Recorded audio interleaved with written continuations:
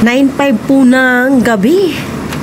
Natutulog na kami ni Aya actually. Nagising lang ako sa sobrang lakas ng hangin. And then, ito ng ulan. Tapos, buti na lang, chinik ko yung kanina, yung kurtina, inunboxing namin ni Aya kasi nilabhan ko na rin siya eh. At nakasampay na. At sumilip ako dito sa bintana dito, yun nalaglag na pala sa sobrang lakas ng hangin. And then kanina bumaba ako yung sa may malapit na pinto na maliit na bintana, nalaglag po yung doon kurtina kasama ng bakal sa sobrang lakas ng hangin. Yan. Hindi pa kami nag-off ni Aya ng aircon. Maya-maya pa pag lumamig na po siya talaga. Dito na side yung ulan din tsaka hangin. Yan. Yung maririnig nyo, ulan hangin. Yan po si Aya. Hello everyone. Yan. Nagbukas po ako ng bintana. Check ko po yung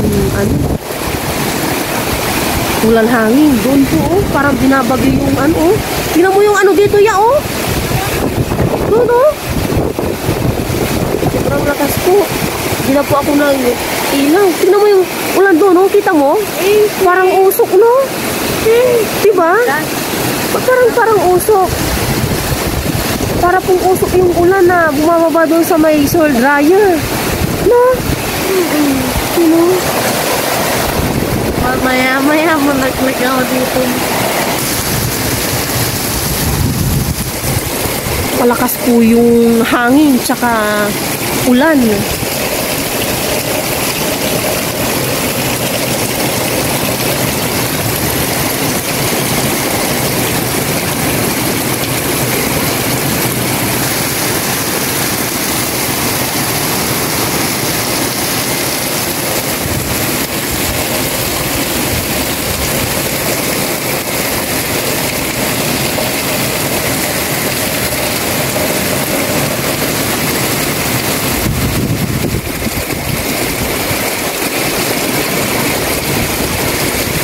Hello everyone, good morning po sa inyong lahat and then God bless po. Pause na po isa ko 5:20, gising na ako or 5:30.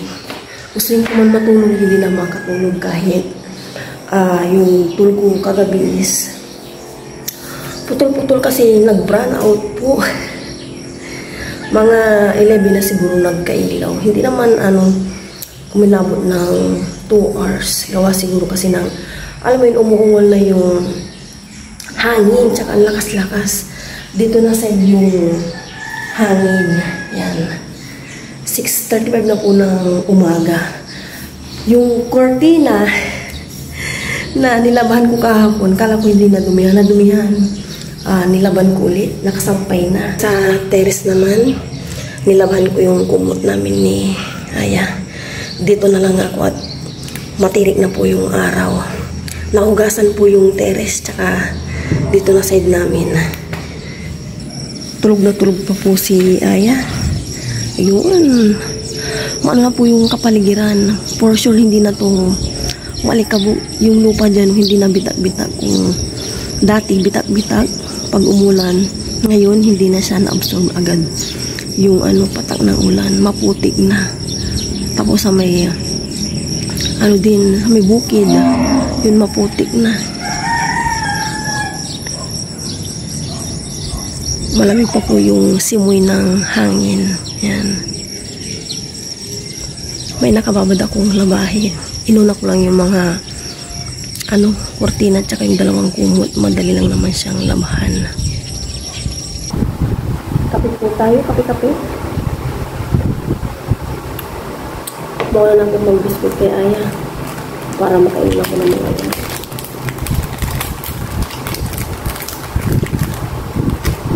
Ay, pause ko talaga. Pawisin ako.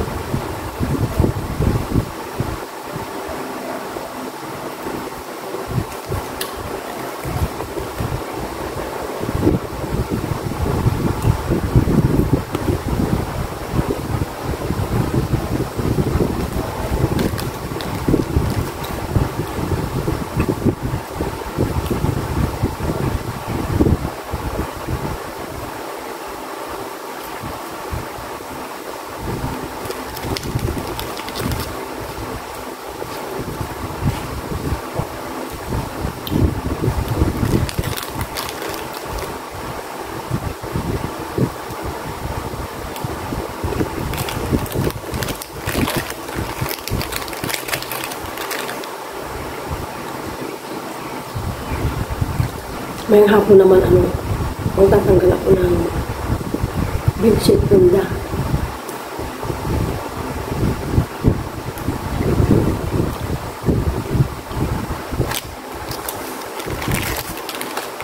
Grabe, taga-taong pawis ko.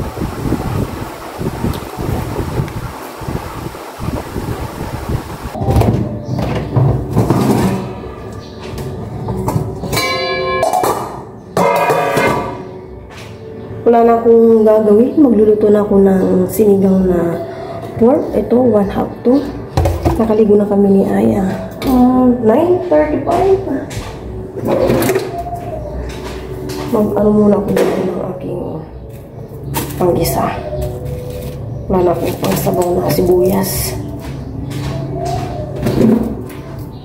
Ito muna natin. Saka ako pag-igisa. Kunting isa.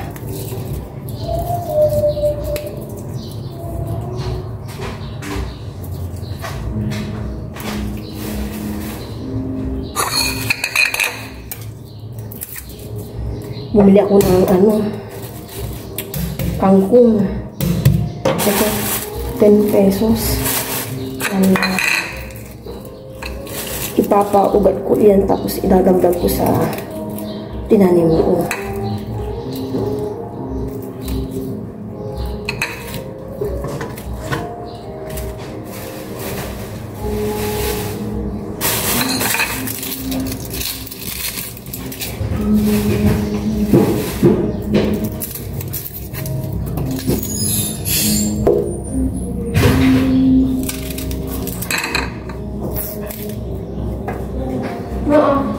Lagay mo muna dyan.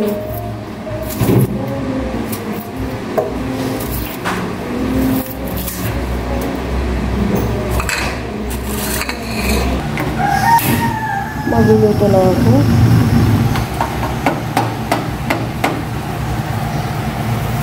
Maglagay na ako ng cooking oil. Pausip ko Napadami ko naman itong mantika. Bawasan ko. Binawasan ko na yung mantika. Gisa ko na itong bawang.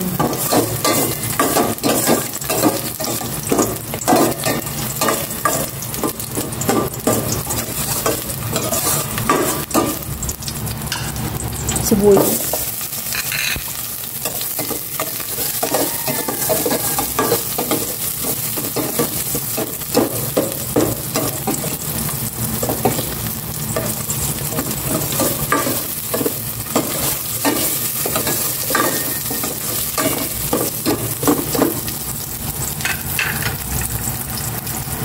Gisa ko na itong pork.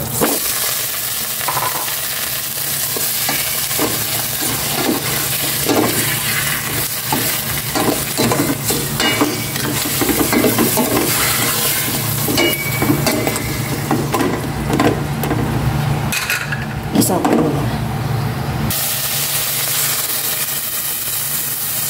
Natutulong na. Naglagay na ako ng tubig. Mukhang tutong na. Ito, more pork cubes, buo, and salt. Kaya maya magdadagdag na lang ako ng tubig. Natutong na ata.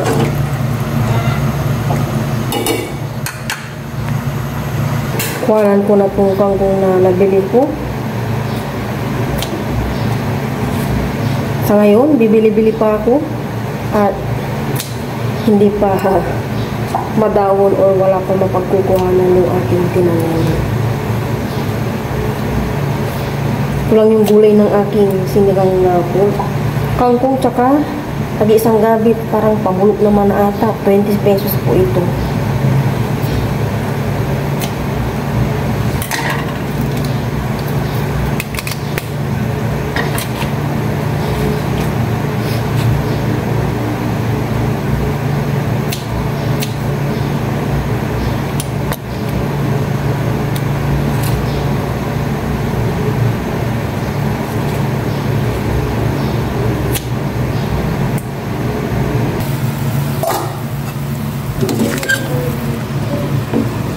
Kamusta na yung aking pork?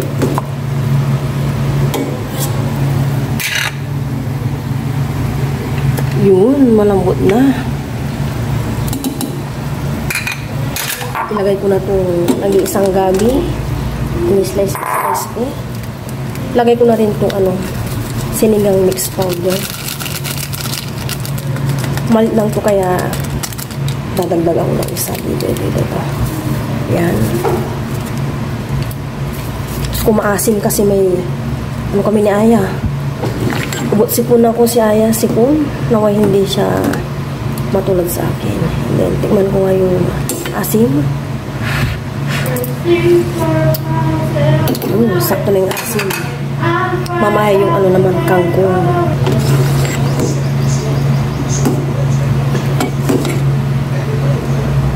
Yung gabi. Okay na. Lagay ko na itong kangkong. Alam nyo, itong maliliit, kanina habang ako papasok na nagtapo ng pinag-anuhan ko na yung binili kong kangkong, ako, namitas. Doon sa tinanim ko, hindi ko na video. Yun, nakapag-harvest na ako ng konti, pandagdag dito.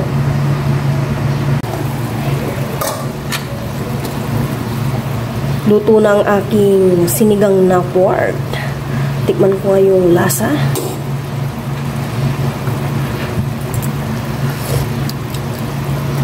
Okay na.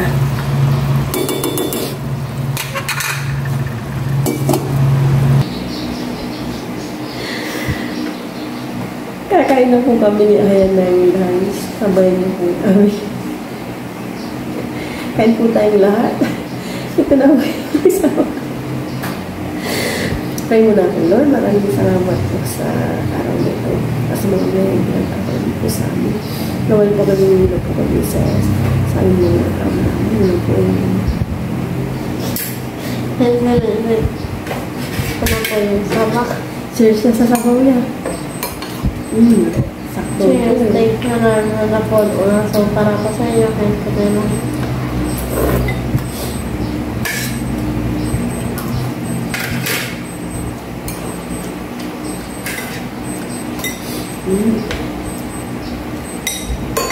Parang 10 seconds siya or 5 seconds.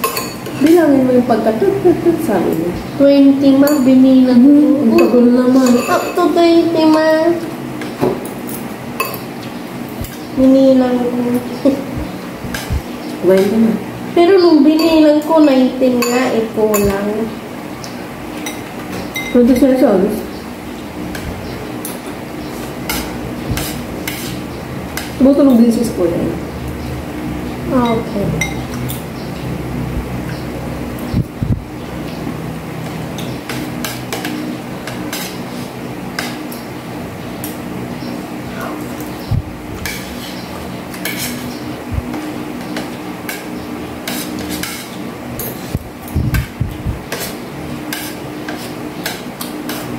Nalinisan yung screen namin dyan.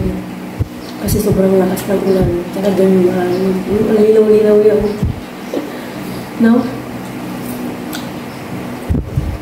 Mga 1 hour. Mahigit din yung tinagal ng ulan kagabi. Nabasahan ng ulan nung kinuha ng curtain na. Hindi pa. Ano lang maamon. Diyan ang hangin. Maano na. Hindi ko na nakaramdaman. Ayun yung sinasabi mong nanat-nan. Nalaglag yan. Patibakan.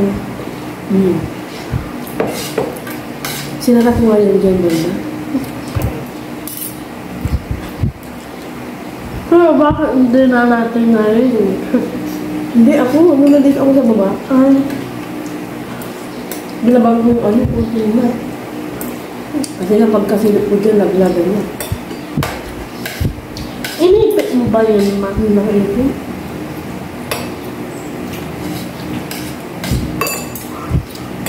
Magkaano ang dulo. Kaya dinaraglan. Isa lang ang nakasurvive.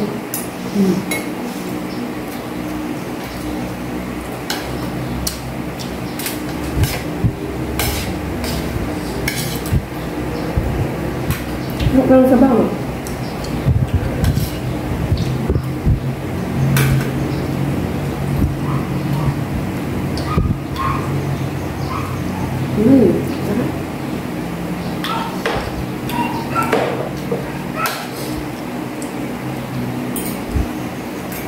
Hong Kong. Maano pa ang feeling paglahok sa Hong Kong na ano, ulam? Or, ayaw mo ganun. Kahit ano.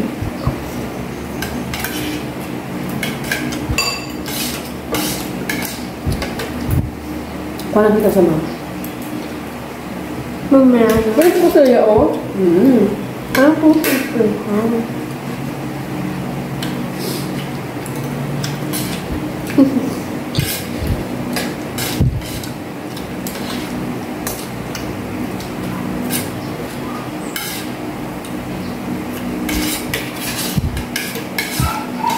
Sabihin na ngayon, ay 16 pala. Tama ba 17? Tama 17 na, bilis ng araw. Next month, ano na ba? June. Next month, ano na, kalahating taon na tayo. Pasko na.